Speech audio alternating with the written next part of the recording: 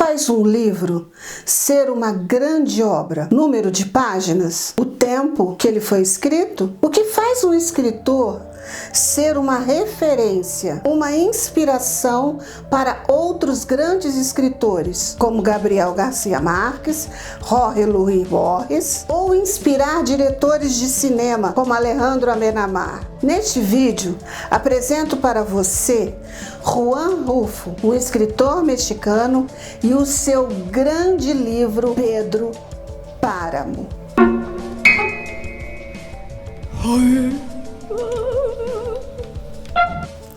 Olá, sou Cristiane Azevedo e este é o canal Leitura de Abelha. Juan Rulfo era um escritor mexicano, nascido em 1917, de uma família que foi arruinada pela Revolução Mexicana. Era uma família de agricultores e que perdeu tudo pela Revolução. Ficou órfão, chegou a viver em orfanatos, mas foi adotado por alguns familiares. Logo foi para a cidade do México e lá exerceu as profissões das mais comuns, desde vendedor de pneus a vendedor de trator, a revisor em jornais. Ele exerceu das profissões mais comuns. Ele é um autodidata, não chegou a concluir nenhuma faculdade. Ele iniciou a faculdade de Direito, mas não terminou. Ele foi para o seminário, mas saiu. Porém, ele era um autodidata. Ele, na verdade, é um grande paradoxo. Ele é local, a sua escrita é uma escrita local e ao mesmo tempo universal. Ele usa uma linguagem oral enraizada em seu país, mas ao mesmo tempo essa sua linguagem é muito cosmopolita. A sua obra não tem um perfil político ou um perfil de denúncia, porém ela é profundamente marcada pelo contexto político e social daquele tempo. Ele era extremamente reservado, no entanto gostava de dar palestras. Um profundo conhecedor da literatura mundial, inclusive da literatura brasileira. Porém, o seu texto é despojado de erudição, carregado de uma linguagem simples. Ele é o precursor do estilo literário do realismo mágico. Dizem que quando Gabriel Garcia Marques leu este livro, Pedro Páramo, ele mudou completamente como ele iria escrever a sua obra 100 Anos de Solidão.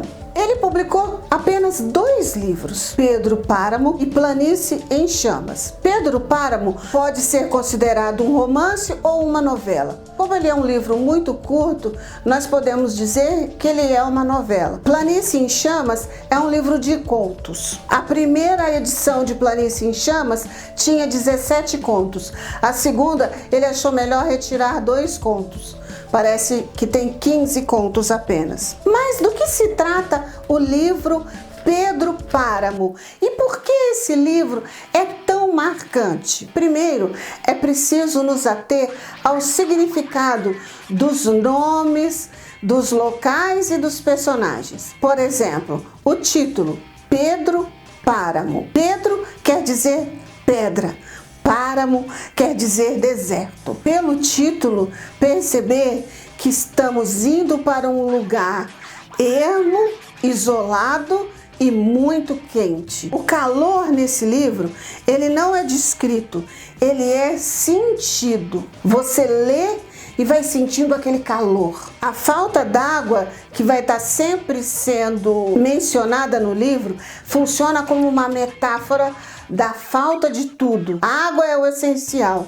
Quando não tem água, não tem nada. Neste livro, o leitor vai encontrar o universo mexicano pós-revolucionário, com um olhar desencantado de uma sociedade rural em que os avanços prometidos por essa revolução nem chegaram a respingar nela. Você vai encontrar temas literários universais: ciúme, incesto, coronelismo, relações familiares conturbadas, a procura pelo pai, a culpa, a Igreja Católica corrupta e corrompida, o amor não correspondido. O panorama da cidade é trágico e desolador, e dos personagens é tratado com humor negro. Quando você lê, você pensa assim, esse autor tá brincando comigo? Isso é uma piada?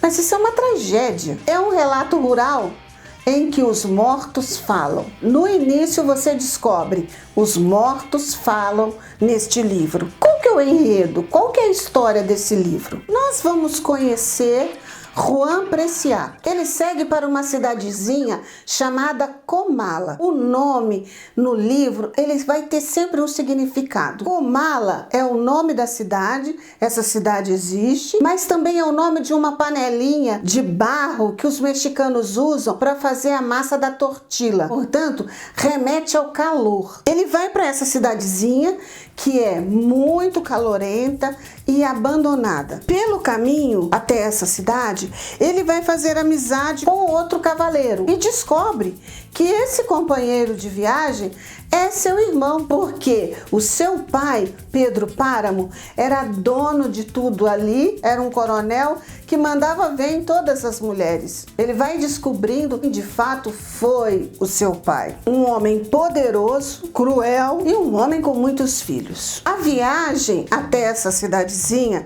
é uma descida longa, marcada pelo calor intenso. Dizem que Comala é tão quente que quando as pessoas morrem, voltam do inferno para pegar um cobertor.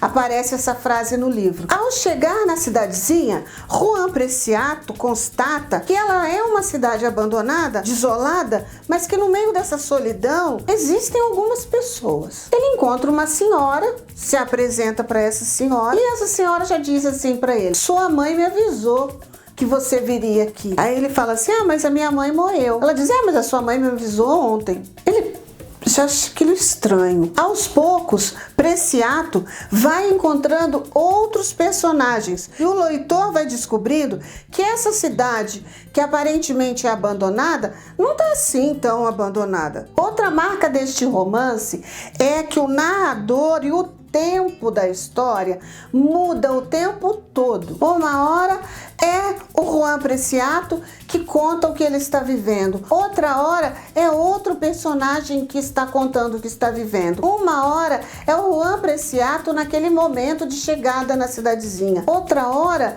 não.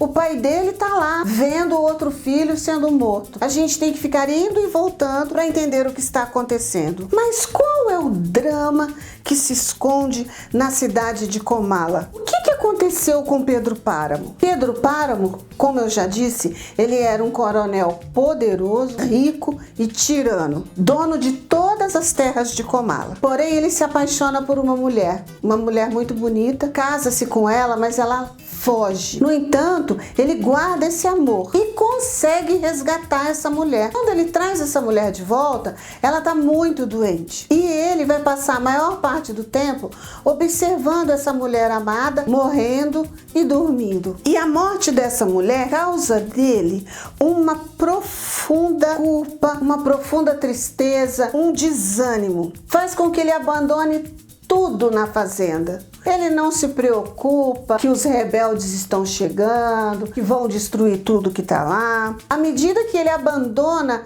toda a produção econômica da fazenda, o vilarejo empobrece. E por que a cidade é uma cidade assombrada? A cidade é assombrada, vocês vão descobrir isso. Pedro Páramo tem um filho, dentre todos os outros, ele tem um filho terrível que puxou a ele. Este filho violenta, estupra a sobrinha do padre, o padre Renteria. Renteria, lembrem-se, os nomes têm muito significado. Renteria significa rendas. Ele estupra a sobrinha do padre e mata o irmão do padre. No entanto, esse filho terrível morre num acidente com um cavalo. Pedro Páramo vai até o padre Renteria e pede para o padre Renteria rezar a missa de corpo presente do menino e de sétimo dia, fazer todo o ofício religioso. O padre fica num dilema moral: fazer a sua função como padre